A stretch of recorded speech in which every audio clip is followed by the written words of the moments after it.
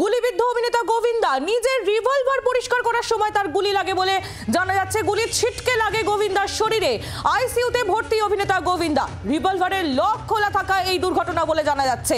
গুলিবিদ্ধ অভিনেতা গোবিন্দা, বিস্তারিত আমরা জানবো। সৌমিতা মুখার্জি দরবার আমাদের প্রতিনিধি রয়েছেন আমাদের সঙ্গে টেলিফোন লাইনে। সৌমিতা, যে দুর্ঘটনা ঘটেছে এখন কেমন আছে গোবিন্দা, কি জানা যাচ্ছে?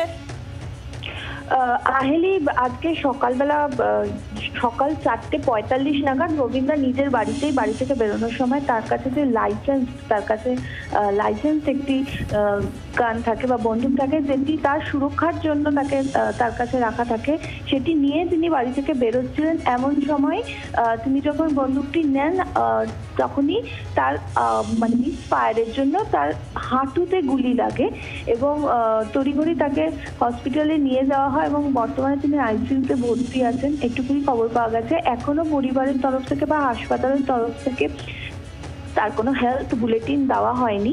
তবে পুলিশের থেকে যেটুকু জানা যাচ্ছে যে লক খোলা ছিল বন্দুকের, এই কারণেই মিস ফায়ারটা হয়েছে। এবার এই লক খোলা ছিল কেন বা কিভাবে এই দুর্ঘটনা ঘটলো তা এখনো কিন্তু পরিষ্কার নয় এবং অভিনেতা এখনো আইসিইউতে ভর্তি বলেই জানা যাচ্ছে।